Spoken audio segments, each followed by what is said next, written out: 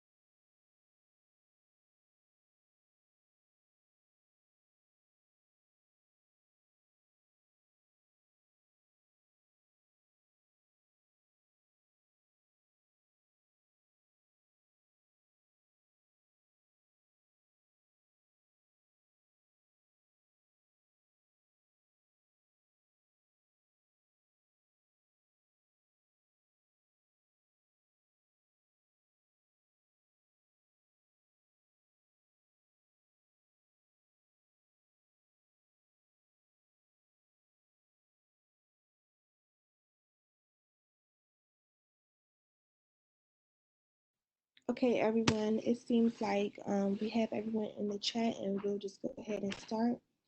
So now we're about to hear from the University of the District of Columbia and one of our sponsors.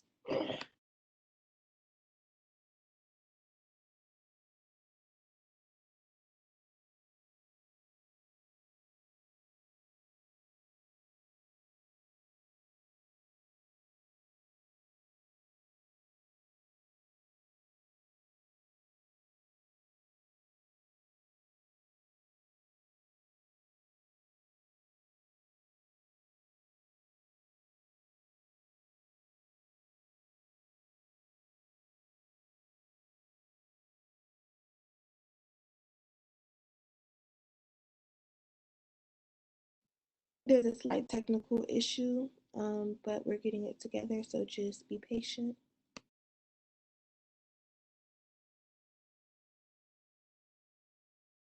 Possible to learn more.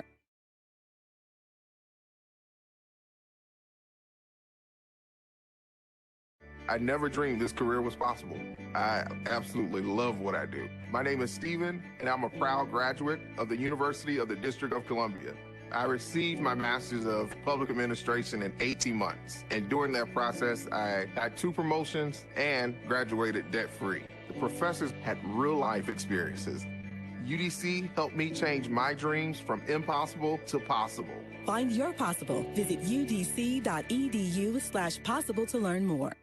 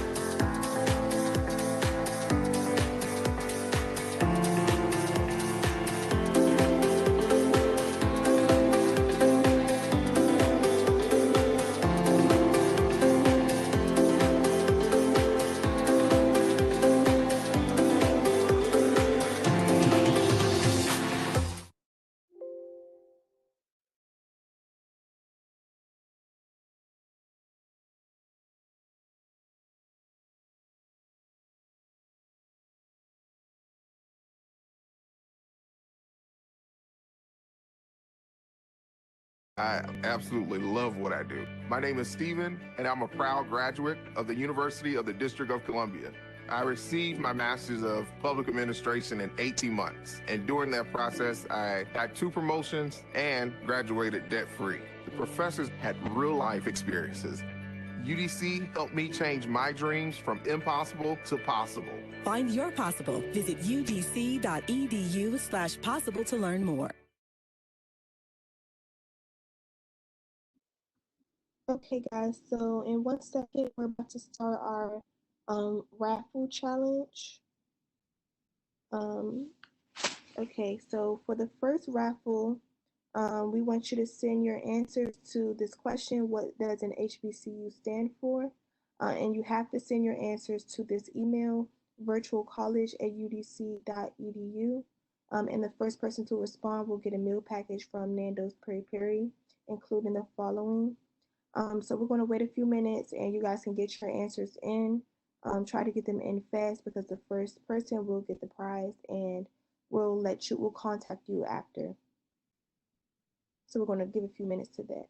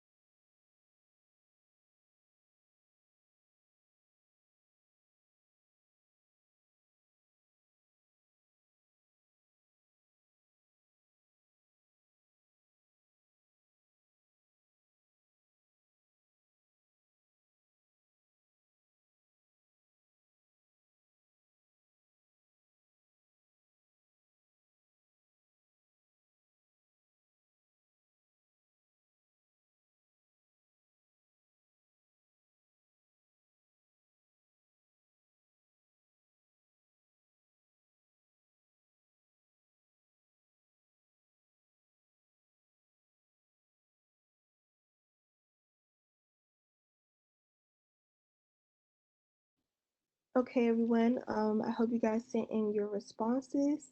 So next we will have a presentation from the UDC admissions process led by Omar Harrod of the UDC admissions team.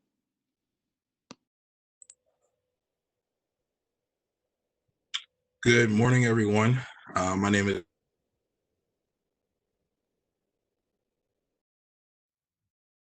District of Columbia's Office of Recruitment and Admission, and I am so glad to be with you all this morning. And just want to give you warm readings, or bring you warm readings rather, from the Office of Admission and Office of Recruitment and Admission. And we are excited about what the future holds for the university and for individuals that are looking to come be a part of the UDC Firebird family. Just wanted to kind of give you a quick introduction of who I am. Excuse me. Again, my name is Omar Harrod, and I am the lead recruitment specialist for the University of the District of Columbia. I actually received my bachelor's degree of mass media arts and public relations in 2002 from Hampton University. I started working for the University of the District of Columbia in January of 2015. And I've actually been in the world of admissions a little over 16 years. I've worked in both the high school side of admissions as well as the college side. I started out recruiting for for Hampton University in 2002, and I did that until 2012, and then I got an opportunity to move to Chicago, Illinois, where I worked at a all-girl public charter school, as well as a Catholic school on the south side of Chicago. It definitely gave me a great opportunity to kind of see admissions from the full picture perspective. So what it looks like from my side, as well as from the counselor side on the high school. So I've definitely had opportunities to work with students and get them prepared and ready for college. I have known about this wonderful university all of my life. My mom is a UDC alum. She also attended the predecessor schools, which includes DC Teachers, Federal City Washington Tech as well, which they all sort of merged and became the University of the District of Columbia. She received her bachelor's degree in special education She's a teacher in DC for 33 years, and now she's happily retired with my dad, and just enjoying life as two good old retired folk. And then just so for me, education has always been something that I've been aware of all of my life, having a teacher as a mother or having a mother as a teacher. And so that is, it's really important. And I will say that I wasn't like the greatest student, but I also understood the importance of education. And so with that, even with my struggles in school and around school, it has helped me to become a better and more passionate person about helping and guiding others into achieving their dreams academically and beyond. And so that's one of the things that I enjoy doing most about this in this position, this role, is guiding students through this transition into the next chapter of their lives. So you can go to the next slide.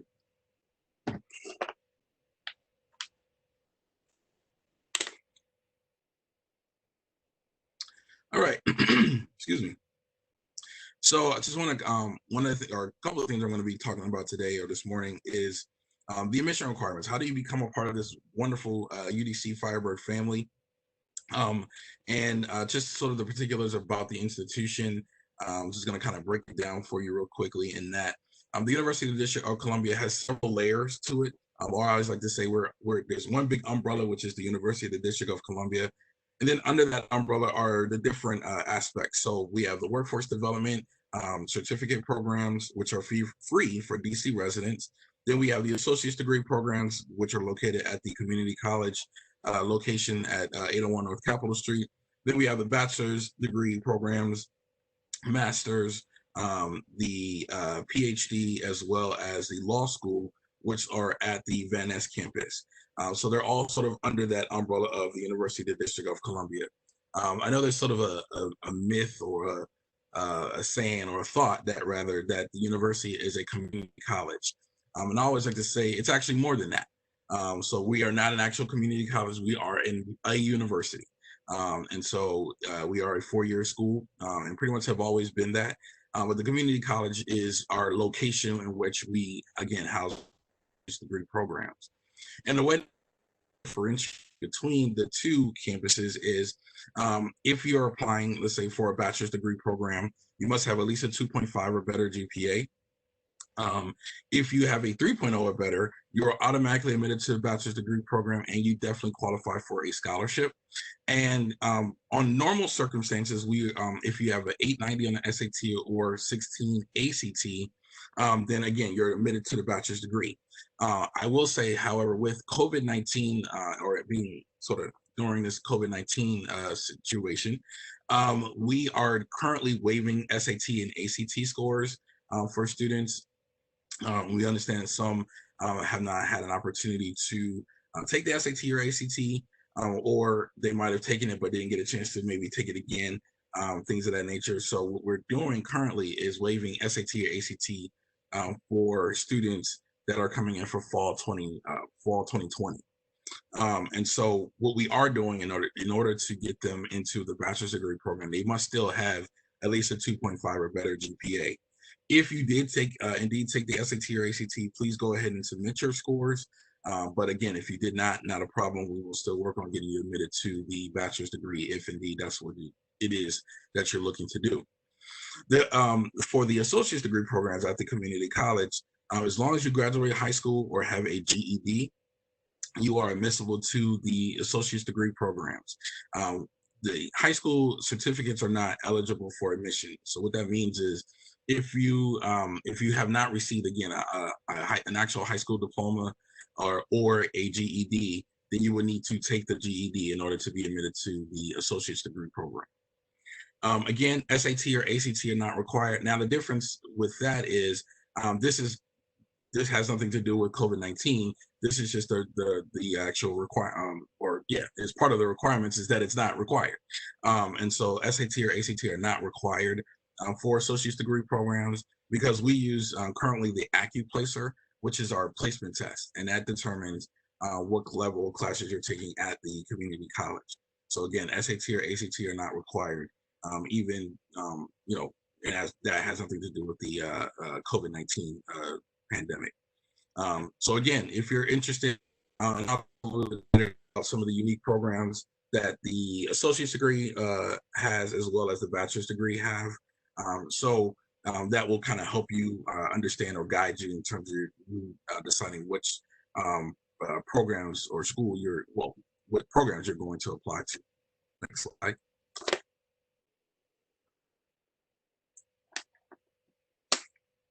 Okay. So how do you get your documents into this into our office? It's pretty simple. We have a couple of ways you can do it. One is you can send them electronically. But before we get to that part, and I'm saying that because with doing this COVID-19 process, we are really advising individuals to go ahead and submit your documents electronically.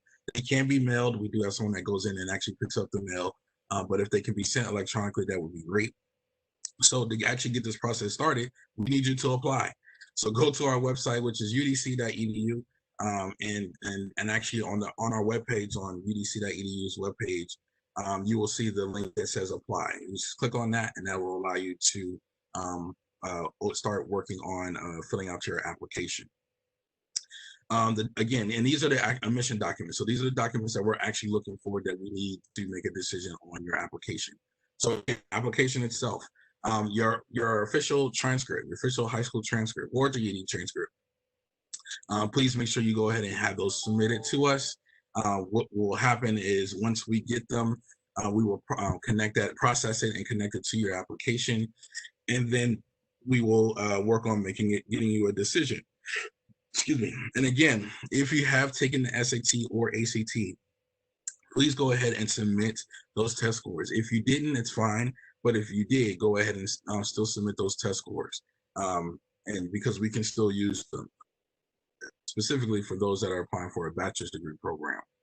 And then once we've gotten you admitted, you've applied, you submitted your documents, you've been admitted, you confirm your enrollment, meaning that you're going to attend, then you will be submitting your shot records, your immunization records to health services. And so you must be cleared by them in order to be able to register for your classes. So that's extremely important. So definitely make sure that that you get that done as well. Next slide. All right, so like I was saying earlier, how to submit your documents. So again, transcripts can be submitted electronically, and test scores as well. So not just transcripts, but test scores or any specific documents that are pertaining to your application can be sent to UDC transcores at udc.edu. Again, that's UDC transcores at udc.edu. For those that are coming from DC area schools, so either DC public schools, DC public charter schools, or DC area, so not just DC, but DC area schools, you will not need to worry about residency, submitting residency information, because as we like to say, you're grandfathered into the university based upon that, meaning that your tuition rate is going to either be based upon you, a DC resident or a metro resident. So either you're coming from maybe Alexandria or PG County, something like that, the general DMV area, then you'll be considered a metro resident. Then non-resident means that you're outside of that area, basically. So those are our 3 tuition rates as well. So we have 3 different tuition rates: DC resident, metro, and non-resident. So that's where the residency piece comes into play. And then if you are applying or submitting to university by mail, then that is the address there, the University of District of Columbia Office of Recruitment and Admission, 4200 Connecticut Avenue Northwest, Building 39, Level A, and that is Washington, D.C. 20008. Okay, so that is how you submit your documents to the university. Currently, I will say, we do have someone that goes in, like I said, at least once a week to pick up documents that are being mailed to the university under this COVID-19 distance learning process. Next slide.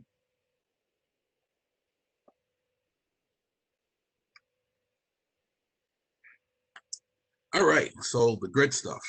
Popular, these are our popular majors at the University of the District of Columbia, under both the associate's degree and bachelor's degree programs.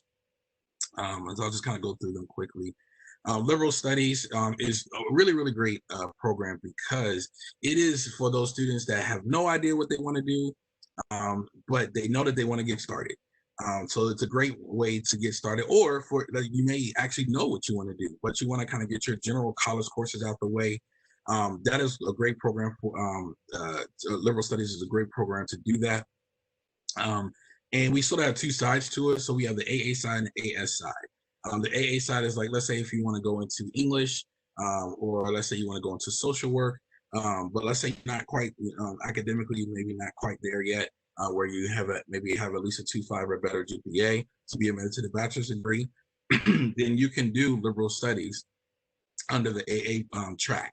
And then, or let's say you want to do biology, which is our popular major at the bachelor's level, then you would do the AS side. So that means that it's focusing more on the sciences. And then what happens is once you transition, and all you're going to do is just change your major through the registrar's office to go from the associate to bachelor's degree. And once you are switched over to the bachelor's degree, you'll just be focusing on your major courses for your coursework. So that's kind of how that works. So it'll be sort of a 2-and-2 type situation. Computer science technology fits really closely and really good sort of connection to our computer science program at the bachelor's level. So again, if you are either maybe not quite sure this whole college thing, you want to kind of get started, kind of have an idea of how you want to get started, what you want to do, you can definitely start with the associate's degree program, and then that will they feed into the bachelor's degree. So again, computer science technology, science. Law enforcement, that's a really phenomenal program. It is backed by the mayor, but also is a partnership with the Metropolitan Police Department for individuals that are interested in going into law enforcement, or even administration of justice, which is like our criminal justice program at the bachelor's level. You can use law enforcement to do that. That is a phenomenal program. The MPD program that we have is a phenomenal program in that one, you get an opportunity to get paid while you're in school, but two, it's pretty much preparing you for a career. And so it is a great opportunity for you to get started and to get into the world of law enforcement. And then at the bachelor's level, we have psychology. We also have social work. So it just kind of depends on what direction you want to go. We have master's degrees that kind of fit that. So we have counseling, rehabilitation counseling. So it just kind of depends on what direction you want to go. But you can, yes, definitely use these ways to go further into your field that you want to study. And then business administration. If you're interested in business, you want to kind of know more about how to get how to be successful in the business. Maybe you've already started a business and you want to get more information on how to make it even more successful. You can do business administration at the associate level, and that then feeds into the business management program at the bachelor's level. We also at the level have business administration, the MBA and MPA, Masters of Business Administration and Masters of Public Administration. You can definitely go further into that area. And also like to say, we also, because we have the law school, let's say you want to go into corporate law, you could do that. So it's just a sort of a track that we can keep you all the way up to your to the law school. And then education. Education is one of the things that we're known for throughout the entire institution. So from workforce, associates, bachelor's, master's programs, we have education, and even going into the PhD program. So education is what we are known for. The University of the District of Columbia is known for its education program. So we have it again at the associate's level, and then and like I said, as well as a bachelor's degree program. And then at the bachelor's degree programs, these are our top majors. Biology. So if you're going into the sciences, we definitely want you to look into our biology program. Computer science, we all, like I said, have a computer science program. Psychology, that we also have social work. Like I said, we have several areas that will get you into those areas of study. And then business management and architecture. We do have architecture both at the associate level and at the bachelor's level. And so if you're interested in architecture, you can definitely use that to go into some other areas as well. As a matter of fact, one of our alum helped to design our student center, and he was a graduate from our architecture department. So we use our students, so we definitely want you to be active and engaged in whatever program it is that you decide to do. Next track.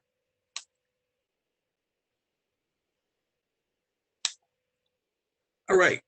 So as I was talking about earlier, we have some unique programs that are specific for the either associate and or bachelor's degree programs. So under associate's degree programs currently, some pretty cool majors I like to say is the aviation maintenance program. Some may know, some may not know that we actually have an aviation maintenance program. We actually have a hangar at Reagan National Airport. And that program allows our students to do, it's actually a certificate and a associate's degree program, by which you are able to pretty much work anywhere. Once you're certified, you can pretty much work at any airport, and or maybe possibly go into some other areas. But it is a phenomenal program that we offer through the university.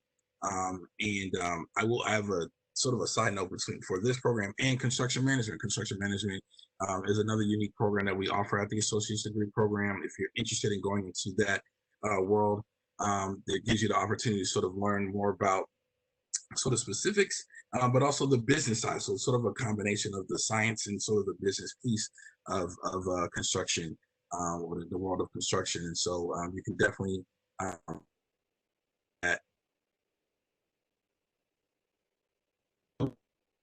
the and aviation maintenance program for the fall semester are sort of on hold right now due to COVID-19. The programs are very sort of hands-on, and you're interacting with your other classmates and professors. And so because of that, we have, I guess you could say, suspended those two programs for the fall 2020 semester. Hopefully by the spring, they will be back online, and so that you can go into those programs for the spring 2021 semester. So again, currently aviation maintenance and construction management are suspended for students due to the fact that it's a very hands-on program. Those are very hands-on programs. But I will say, going back to what I said earlier in the previous slide, liberal studies is a great way to sort of get started. And then once those programs come back on, then you'll be able to just switch over to either aviation maintenance or construction management. Fashionizing. A lot of individuals are interested in going to the world of fashion. So we do have that as an associate's degree program. And then some of our students use that program to transition into their bachelor's degree in either art or the business management program. So it just really depends on what they're interested in doing with fashion merchandising, but they can definitely go sort of in either direction with that. And then last but definitely not least is our mortuary science program. That is a phenomenal program. We're, I think, one of the only schools in the area that offers mortuary science. It is actually definitely very well known. And I actually have a close friend that is a graduate from that program and is doing extremely well in the area of mortuary, or as a mortician rather. And I will also mention that if you're interested in going into, as a say CSI and things of that nature, you can actually use the mortuary science program or your degree to get into those areas.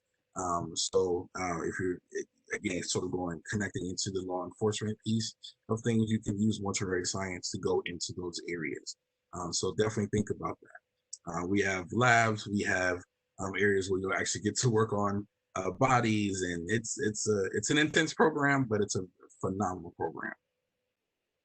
And at the bachelor's degree, again, some of our unique programs, administration of justice. I sort of mentioned that David is connected to, you can connect your law enforcement associate's degree to administration of justice. And then, of course, because we have a law school, you can use those to go into the law school. Biomedical engineering, phenomenal program. Actually, one of our newer programs that we've added to the university. If you're interested in going to maybe physical therapy or other areas of research, you can go into that area.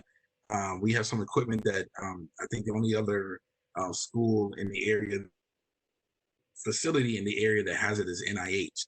And so it is just a phenomenal program run by Dr. Laura Thompson. And it is just the students that go into that program literally have fallen in love with that area, and a lot of them are getting jobs as soon as they finish that program. So again, definitely check out the biomedical engineering program. Digital media is for those that are interested in going to the world of media in different aspects, including we do have marketing under the business track, but even if you're wanting to go into further in aspects of marketing, my degree, which was public relations, if you want to be on film or behind the camera, you can definitely use digital media to do that. And then nutrition and dietetics.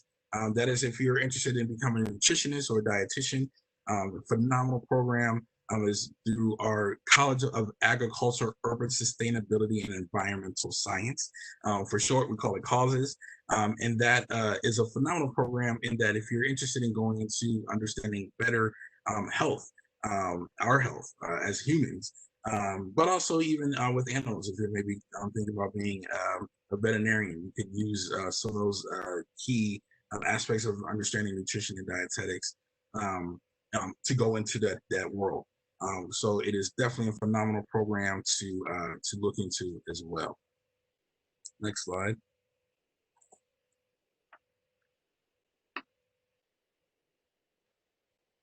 How do you contact us? Because we want you to. We want you to reach out to us. If you have questions, we want you to reach out to us. But we want you to do it in a very unique aspect, because we want you to connect with someone who's going to be working with you pretty much step by step through this process. So we have admission counselors, and they are broken, and then through the cohorts, they are broken up into or broken up by last name. So the first letter of your last name determines who your admission counselor is. So I'll just quickly go through this. A through I for first time in college cohort, which is any individuals that are coming directly out of high school, or they've graduated high school but have not started college yet. That is what we consider first time in college. That would be, so A through I is Mrs. Shayla Butts. That's her email address and her phone number. And then J through R is Mrs. Idono Benro. And she's actually an alum of the university as well, so it's pretty cool. And that is her phone number there. And then Miss Ashley Jones, that is her email address and phone number there. So if you're interested in getting more information about the university, about the process, or even if you've already applied and want to get more get status on your application, those are the individuals that you will reach out to. If you're applying as a transfer student, readmit student, meaning readmit is if you've attended the University of the District of Columbia before, or even one of the predecessor schools, and you want to come back. You want to come back to your UDC family. You miss us. We miss you. Come on back. You'll be considered a readmit student. Second degree seeking students are individuals that already have a bachelor's degree and are looking to get another bachelor's degree, possibly, or maybe an associate's degree. Then you would be considered a second degree seeking student. And then non-degree students are individuals that are taking classes for credit, but they are not an actual matriculating student at the University of the District of Columbia. And I will actually put a side note in here that we are part of a consortium with all of the schools in DC. So we have students that are able to take classes at Georgetown, American, Trinity, GW, Howard. But they are our students, they're UDC students, but they're able to take classes at those institutions program. And those students are able to take classes with us as well. So it's sort of a very unique opportunity to get to know individuals that are not just within the university, but also sort of greater than our four walls, as we like to say. And actually, a lot of professors get an opportunity to teach at some of the other schools as well. So that is definitely a benefit also. But yes, we do have are connected to a consortium with all the schools in Washington, D.C. And then, and so there are transfer and readmit, second degree and non-degree admission counselors are there. A through M is Miss Sheila McKay. That's her email address and phone number. And Miss Andrea Lithicum is N through Z, and that is her phone number there. And then for students that are looking to go into graduate school, into our master's programs, PhD programs, they would be applying through the graduate program. And Mrs. Akua Jordan is your contact. She is the director of graduate admissions, and that is her email address and phone number. Next slide.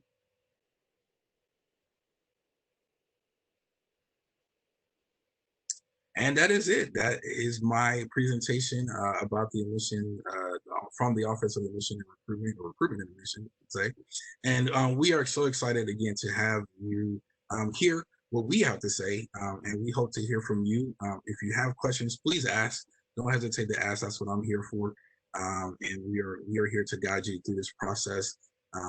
And for specifically for the class of 2020, we know that this has been a very interesting time for you, for all of us. But we are so excited, and congratulations to you all. We would love to have you come be a part of the wonderful UDC Firebird family. And we, again, if there's anything that we can do for you, please don't hesitate to contact us and let us know. I'm opening the floor to questions. So if you have any questions, like I said, please type them in the chat area, or just let us know, let me know, so that I can address your questions. Omar, we do have one. We have two questions, one on Facebook and one in the chat. Okay. The question in the chat is, I applied and I got into UDC, but I'm still being charged out of DC rates.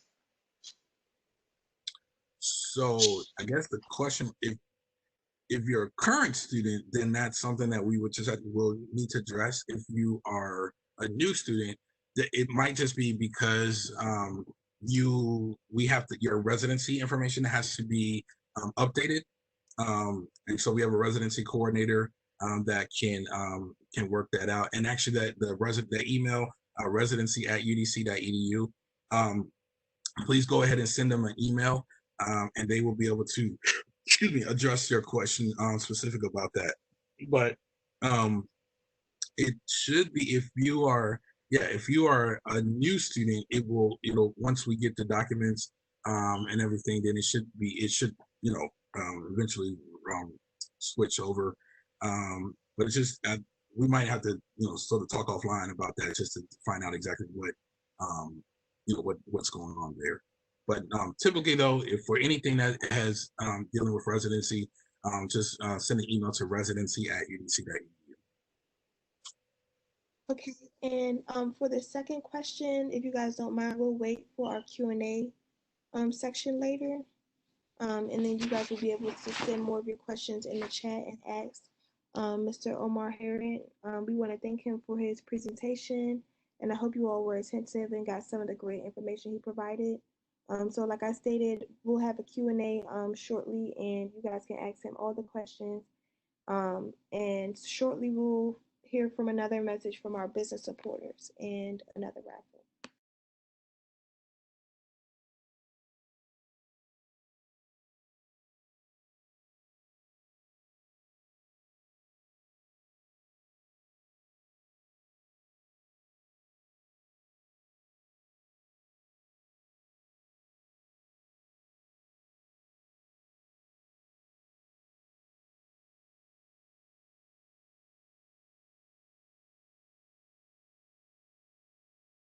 One second, we're experiencing technical difficulties, so you guys just be patient.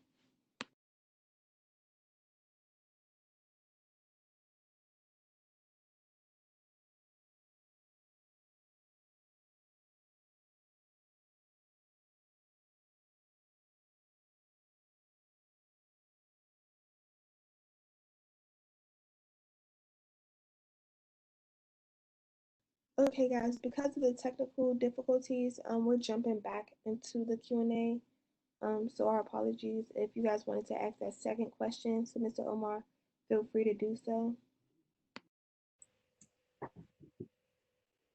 The question from Facebook was, hello, I just wanted to ask questions pertaining about financial aid, on how can I apply, qualify, and the requirements to be eligible for it. If you could give us a briefing. So we actually are going to be doing a whole presentation. There's a whole financial aid presentation, I think, coming up. So they'll actually be able to specifically ask, or you rather, will be able to specifically ask questions about financial aid. So I think it's coming up maybe after me. And so yeah, just to stay on. And like I said, the Office of Financial Aid is actually doing a presentation as well. So I'll be able to answer all those questions for you.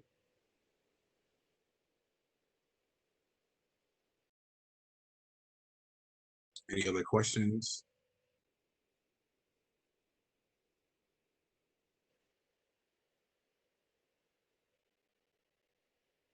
If the participants have any other questions, please send them in the chat. If not, I'll ask a few general questions for Mr. Omar so you guys can get some more information.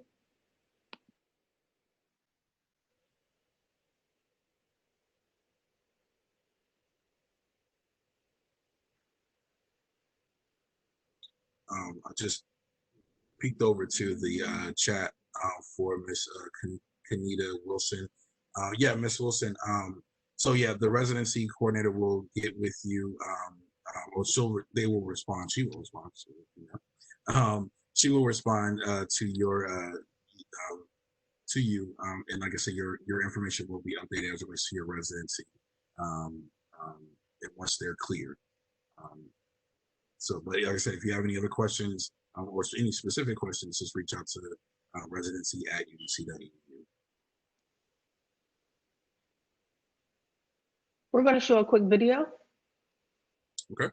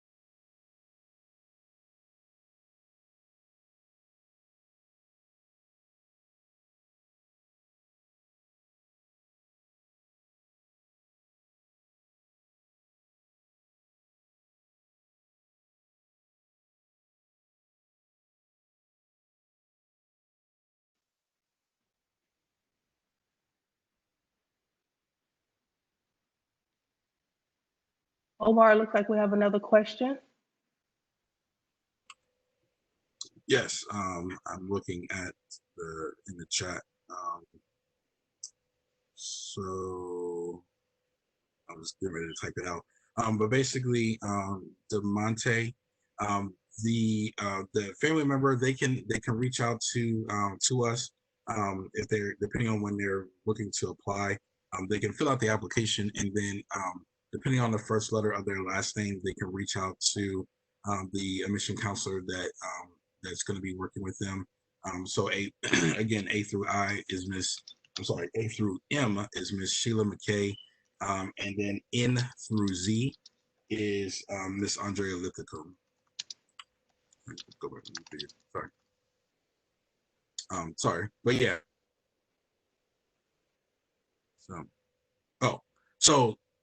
So the question, sorry. So some of the question, I'm sorry, that was asked was, I have a family member who started college in fall of 2018, but never finished the first semester, and they've been out of school since then. How do they move forward with applying to the university? So they would be considered pretty much a readmit student. Once they would go into they would fill out the application, depending on when they are looking to start.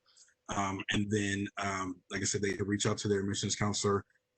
Depending on what they submitted, it's possible we may need to get like their official final high school transcript or college transcripts if they depending on, and then their residency documents, which again would determine their tuition rate. And then that's pretty much it. If they've taken classes at another institution, if not this particular person, but if anybody had taken classes from another institution while they were away, they would need to submit that official transcript from that school. If they have not taken any classes, then they'll just be again readmitted into the program that they were in once they left. And then if they're looking to change from what they were in, it just depends on if they are again meet the requirements to be admitted to either into the bachelor's degree or associate's degree, or more or less the bachelor's degree.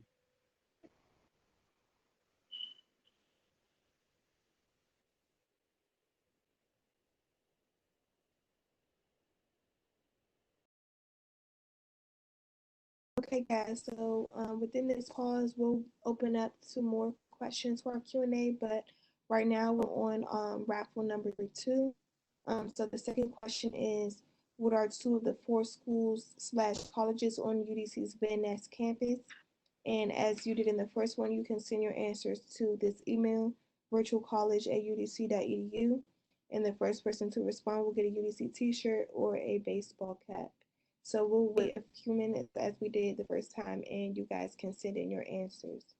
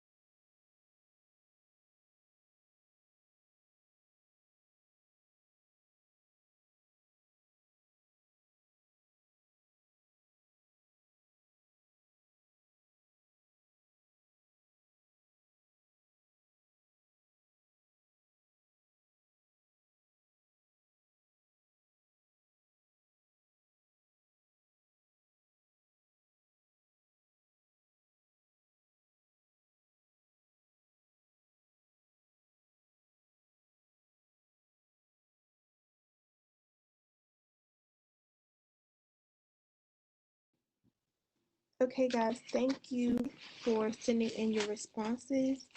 And now, if Mr. Omar doesn't mind answering some of the remaining questions within the chat, and I'll mention a few questions that some of the participants didn't ask. So, first one I see, someone said, after I submit my application, how long should I wait to hear a response? And does UDC offer global classes? So it usually takes roughly 2 to 4 weeks, and that's once you've sort of gone through the process. So that includes, so to answer, I'm sorry, let me go back to answer the question about how long does it take to kind of hear back. It takes roughly about 2 to 4 weeks, just because once we get your application and you submit your documents, then once we get everything, it's processed, and then decision is made, and then you'll get an electronic acceptance letter, and then once from that, then like I said, it takes roughly about 2 to 4 weeks to get that whole process done. But if for some reason you haven't heard anything, you can always reach out to your admissions counselor to inquire about your status of your application. That you can definitely do that. And the other question, what was the other question? Does UDC offer, I guess, international courses? Maybe they were actually mentioned GW and everything.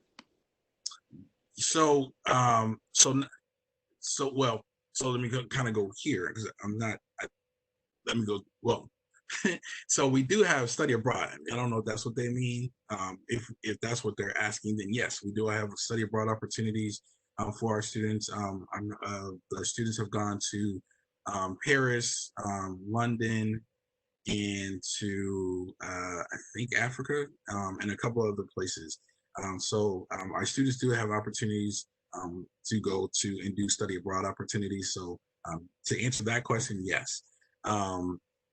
And as it relates to yeah, so they've got an opportunity to get that exposure as well. So we definitely want, and we have a lot of students that come from those areas that are at our institution as well. Even though we are a historically Black college and university, the University of the District of Columbia is truly an area where you're going to meet a lot of people from a lot of different places. And I always say that, you know, it's not unlikely that you may be in a class sitting next to a prince or a princess, and not talking about from Disney. You have individuals that come literally from all over to not only to the U.S., but they're coming to Washington D.C. and they want to be a part of the UDC Fiber family. And so it is a phenomenal opportunity for you to get to know individuals that are coming from all over, not only the U.S. but also all over the world. So you're going to have a lot of opportunities to engage in activities. We want you to be engaged in activities. We have several different organizations. We have your Greek Divine Nine organizations. We are Division II schools, so we have athletics. We have lacrosse, soccer, tennis, basketball, track, and so we want you to be, you know, engaged and involved while you're at the university. We have student government, student. They're like kind of like student leadership areas. We have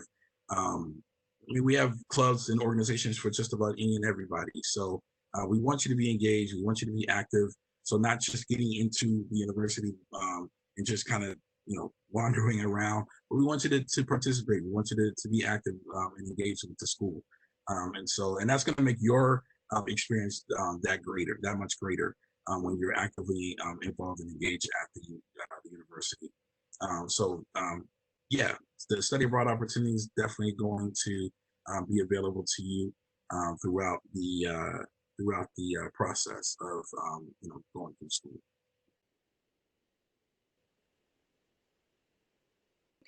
And another participant asks, would the waived SAT or ACT rule apply to people who graduated high school but never attended any post-secondary education?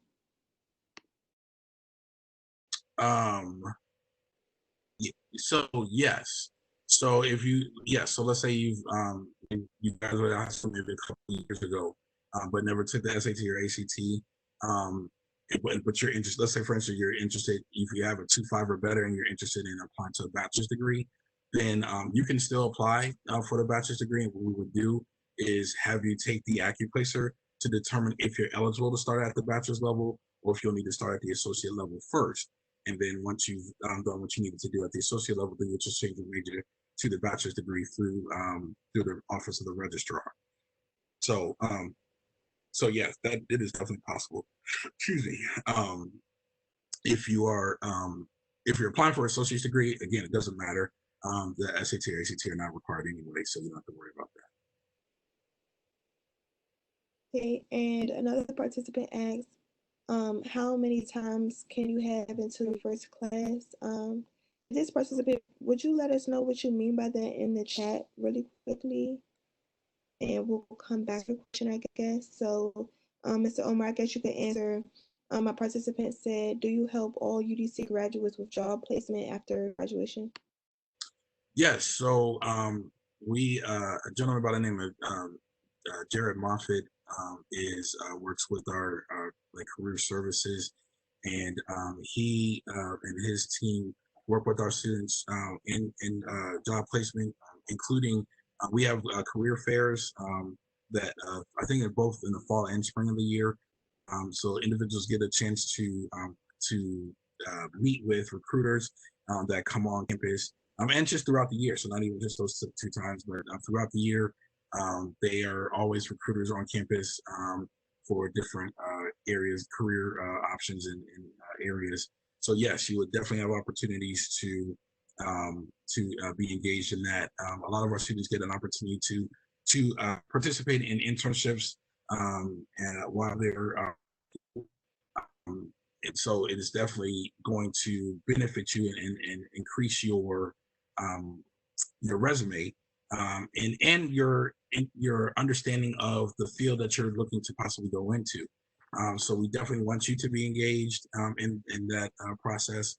So yes, we will definitely help prepare you for getting into that career or going to that next level in the direction in which you want to go. But yes, and there's a lot of resources on the website as well to help you with that from our website, that is. Okay, thank you.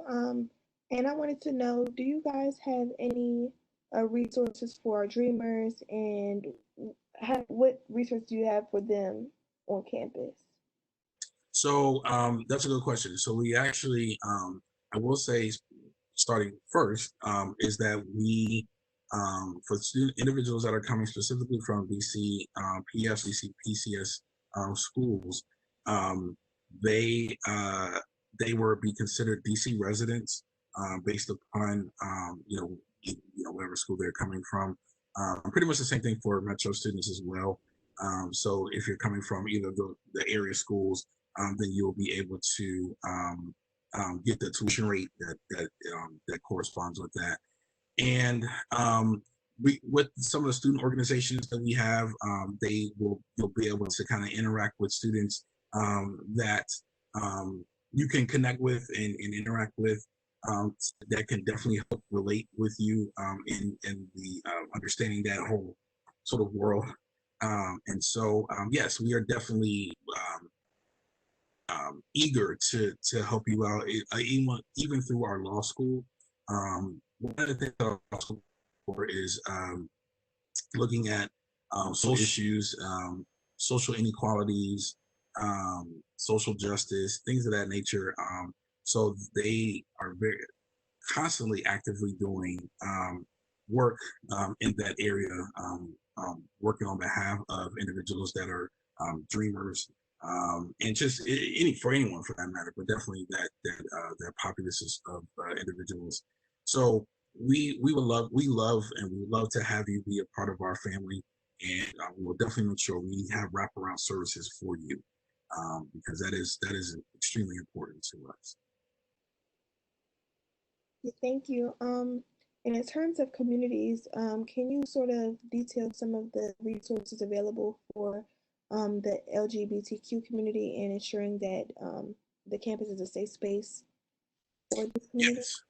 Yes, absolutely. So I would say we're a safe space, period, regardless of whatever the background is. So LGBTQ, if you're a dreamer, if you are just trying to figure out this whole thing about what we call life, that is what we're here for. So we have support systems. We have areas where you would be able to go. Our counseling center, which specifically has areas that will be able to address some of the concerns you may have, or connect you with other individuals that you can connect, network with, and talk about things that different maybe concerns or issues that you may be having. So yes, we definitely have opportunities for you to be engaged and involved with individuals that will be able to be supportive. And we want you, like I said, we want you to be actively engaged and involved. And we want you to feel comfortable. We want you to let you are at home. This is your home, and we want you to feel comfortable. We want you to come in and feel that you can grow and develop to be the individual that you ultimately want to be. So definitely have support services to help you with and guide you through that process. Because I know in my school we have a Title IX coordinator. If you could tell the participants about how they could reach out to you all as Title IX coordinators, or any resources similar to that. Yeah, and I was just trying to think of we have and I think of the name of it's actually it's a new area that is, it's actually new. It's like pretty much the first of its kind for HBCU. And pretty much it allows our individuals rather to go into specific spaces, it will give you the opportunity to meet with individuals that can kind of help you and guide you in through that process, like sort of the Title IX. It's the Center of Diversity, Inclusion, and Multicultural Affairs. For short, it is CDIMA. I could not think of all that. But thank you, Jay. It's the Center for Diversity, Inclusion, and Multicultural Affairs. And again, that office is going to help you with just transitioning. Like I said, any questions you may have, anything that's pertaining to anything in those general areas, you'll be able to connect with them on that. And so, like I said, we want you to feel important. We want you to feel loved and all of those things. And so we want you to come out to connect with our what we have for you. I think it's Dr. Ebola Bates is the Title IX coordinator. And so we have the things in place. We just want you to, because it's sort of a two-part piece. We have things, but you also have to be actively engaged. So we want you to come out and inquire about those things. So definitely, we want you to investigate those things so that you can feel get those questions answered, but also feel that you are important. We have opportunities for you to speak, to tell your story, to be engaged. So all of those town hall meetings we offer to our students. A lot of times when the university is transitioning to different things, like right now, we are going to be. It's already announced by Dr. Mason, the president of the university, that we are going to be doing distance learning, continuing distance learning for the fall semester. And we understand that that's somewhat of a challenge for some individuals. So we want you to, let us know, what those challenges are, how are you faring during this process, because it's new for everybody. So, how can we help, assist you in making some of these transitions a little bit smoother and better for you? Okay, thank you. And one person asked if you guys had any courses or majors regarding climate change, if they were interested in that type of field. Yes. So we actually have a program. It's our actual fully online program called Urban Sustainability. It's actually one of our another newer program that we've added to the university.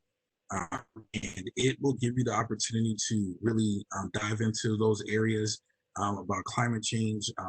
The College of Agriculture, Urban Sustainability, and Environmental Science. That's one of the main things that they focus on in a variety of different ways.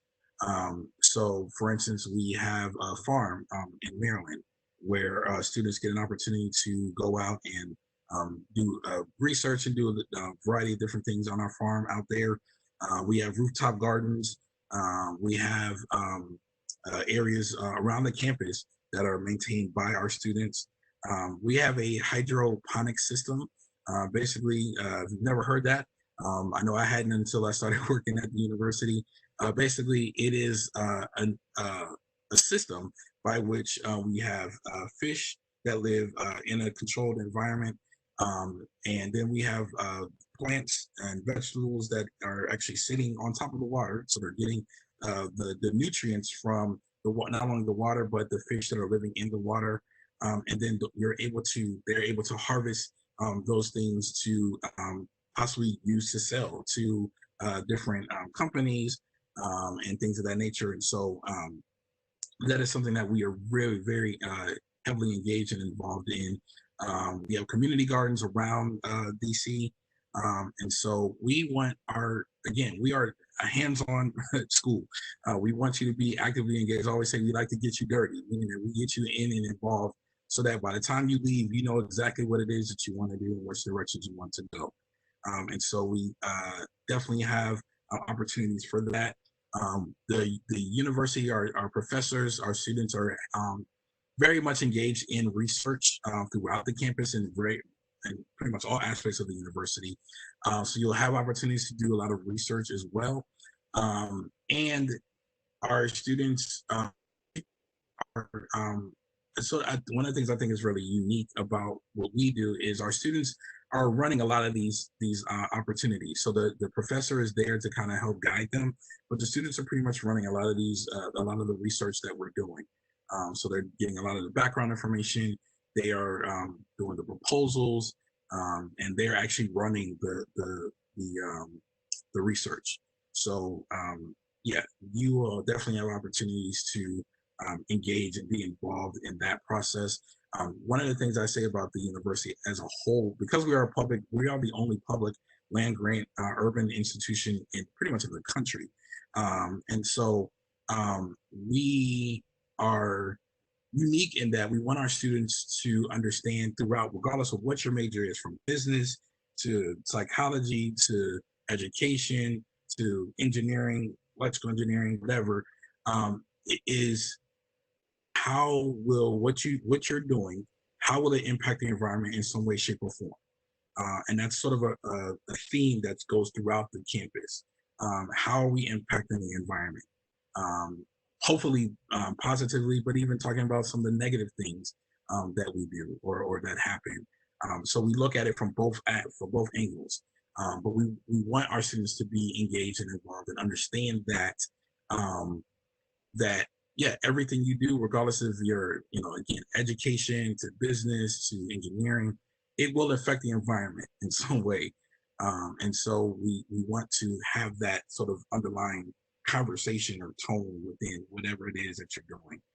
So that's important to us. So yes, there are opportunities to learn more about the environment and how to better protect it. Yes, absolutely. Thank you. And this last question, if no one else has any questions in the chat, it's just about UDC's overall atmosphere and the physical areas around the campus. It was asked, like, what are the surrounding areas and how is the physical atmosphere unique, although things will be most likely different due to COVID? Right. It's a really unique campus. We are listed as the #1 safest campus in the city, which I think that goes to the tremendous efforts that our campus police do in terms of making sure that we are kept safe. We use an app called Safe, Keep Safe, I think is the app. And it alerts us to anything that's going on. Live safe, live safe, live safe. And it is something that it's an app actually it gives us the ability to know what's going on in and around campus. So even if there's things that are going on that aren't necessarily on campus, but around the campus that may affect us as employees or students, we will get alerts about that. But also, ironically enough, both of our main campuses, so the Van Ness campus and the community college campus, happen to be by areas that are also protected by other policing agencies. So, for instance, the Van Ness campus is surrounded by embassies. So we also have sort of an exterior protection of Secret Service. So that definitely keeps us very well protected. And then the community college location is just blocks from the Capitol. And so we have, again, Secret Service and other protective agencies that make sure that our campus is kept safe. And even though they're not directly connected to the university, but in its own way, it is sort of another measure of security that we have around the campus or around our campuses. We definitely want, again, our students to feel safe and they're in and around the campus. So the Van Ness campus is a very beautiful campus. It has areas where you can kind of lounge out and sit under trees. It is a unique campus, and it's an urban campus. So instead of it sort of, as I like to say, instead of it being sort of spread out like a lot of other just typical campuses are, it's more up and down. So a lot of the buildings you're going to be inside buildings, but they have different levels with different environments. We have our student center and wellness center. So you can be, if you're interested in working out, you can definitely do that. We have our the athletic center. That's where like our basketball games are played, or sporting events are held. So we want you. We have a game room. We have, we want you to, again, we want our campus to feel like home for you. So you have the opportunity to, you know, participate in the different things that are going on in and around campus. We have an indoor pool in our athletic facility. I've used it quite a bit. So and the great thing about having like an indoor pool, I love to swim, and so you can swim all year round, which is great. So we have opportunities, and we have a theater, we have our labs and things. As a matter of fact, I know our art students throughout the year, they have art exhibits that they host for the community, not just the university, but for the community at large. So we are very inclusive in that we want the community to be engaged and involved with the university. But also internally, we want you to be engaged and involved. So we have in our Dinar Plaza, which is sort of our yard of the university, we have benches where you can sit out and study. They're like boxes where you can plug in like your laptops and your phones. So it's all about making sure that you feel comfortable and productive while you're at the institution. We've renovated our library in building 39 that has areas for if you need to study. These are sort of the computers. So those are just some of the things that we have again in and around the campus. So yeah, it's going to be unique these next couple of I guess you can say months, maybe at least next year, because we are sort of working virtually. So you won't necessarily get all of that as of yet. But once we are fully reopened, you'll definitely be able to participate and interact and engage in and around the campus. Okay, well, thank you, Mr. Omar, for your insightful presentation, and we really thank you for your time as well as the support from our sponsors. So if anyone wants to thank them, you can message a thank you to everyone in the chat. So we will now move on to our next slides prior to announcing our raffle winners. Thanks again. Thank you.